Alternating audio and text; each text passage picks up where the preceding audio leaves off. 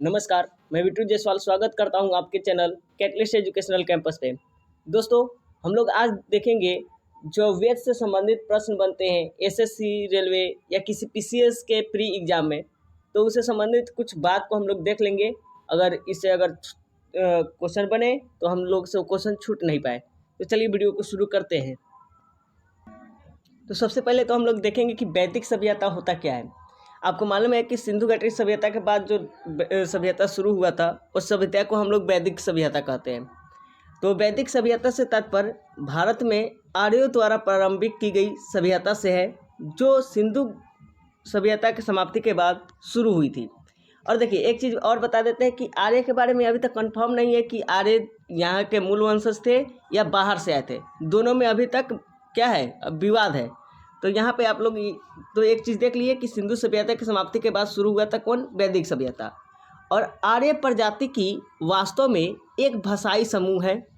ठीक, अब भाषाई समूह है, जैसे यहाँ पे मालूम है कि आपको अलग अलग भाषा में बट गया था जब आर्य आए हुए थे, ऐसे किसी और भारत में बाहर से आई हुई मानी जाती है। देखिए आर्य को क्या माना जाता है, बाहर से आया हुआ। ठीक है, लेकिन हालांकि यह निश्चित तौर पर नहीं कहा जा सकता कि आर्य भारत में जो है बाहर से ही आए या यहाँ भारत के ही मूल निवासी थे। ठीक है, दोनों में अभी तक विवाद है।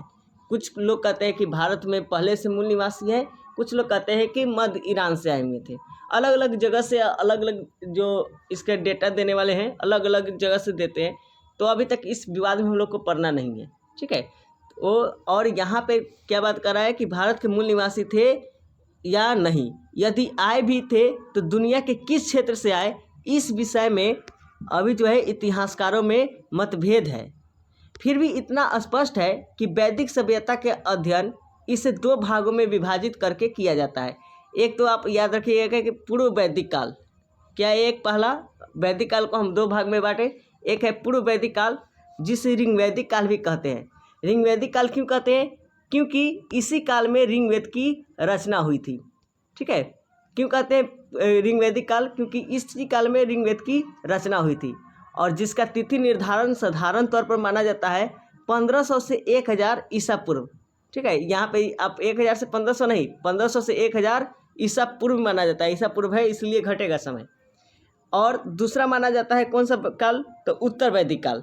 ठीक है, पहला कहा गया पूर्व वैदिक काल या ऋग्वैदिक काल, जो कि समय कितना हो गया 1500 से 1000 ईसा पूर्व।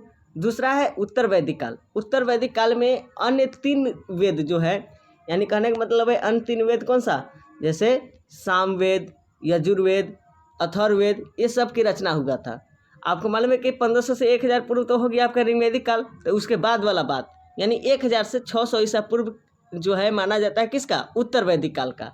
ठीक है, और इस लेख में आज जो है हम लोग देखेंगे कि पूर्व वैदिक काल एवं उत्तर वैदिक काल की राजनीतिक सांस्कृतिक अवस्थाओं की जानकारी में हम लोग तो ज़्यादा देखेंगे नहीं, लेकिन इतना देखेंगे कि पूर्व वैदिक काल यानी ऋग्वेद के बारे में और उत्तर वैदिक काल यानी सामवेद, यजुर्वेद और अथर्ववेद के बारे में हम लोग कुछ पॉइंट को नोट आउट करेंगे। तो यहाँ पर 3 चीज़ इंपॉर्टेंट हो गया कि आर्य जो है भारत के मूल निवासी थे या नहीं, इतिहासकारों में मतभेद है। दूसरा कि जो हम लोग वैदिक काल को बांटते हैं 2 हिस्सों में बांटते हैं, एक पूर्व वैदिक काल, दूसरा उत्तर वैदिक काल। पूर्व वैदिक काल को ऋग्वैदिक काल भी कहते हैं, क्यों, क्योंकि इसमें ऋग्वेद की रचना हुआ था और इसका पीरियड माना जाता है 1500 से 1000 ईसा पूर्व। दूसरा हम लोग बांटते हैं उत्तर वैदिक काल। उत्तर वैदिक काल का हम लोग देखे हैं 1000 से 600 ईसा पूर्व, और इसमें 3 वेद की रचना हुआ, सामवेद, यजुर्वेद और अथर्ववेद का। ठीक है, तो चलिए हम लोग शुरू करते हैं ऋग्वेद से। तो यहाँ पे सबसे पहला वेद जो है आप लोग जानते हैं कि वह है ऋग्वेद। ऋग्वेद क्या है, तो यह कुल 1028 सूक्तों का एक संग्रह है। ठीक है, 1028 सूक्त का संग्रह है, जिसे हम लोग क्या कहते हैं, ऋचा कहते हैं। ठीक है, और यह ऋचाएँ कुल 10 मंडलों अर्थात अध्याय में विभक्त है। यानी जितने भी ऋचा है, यानी 1028 सूक्तों का जो संग्रह है जिसे ऋचा कहते हैं, तो कितना मंडल, यानी 10 मंडल, यानी 10 अध्याय में यह विभक्त है। और इस प्रकार ऋग्वेद में कितना मंत्र है, कितना ऋचा है, 10,462 ऋचाएँ हैं।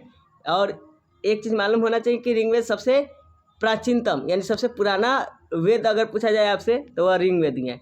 कितना सूक्त 1028 सूक्त, कितना मंडल 10 मंडल, कितना ऋचा 10,462 ऋचा। बस इतना ही याद रखिए इसमें।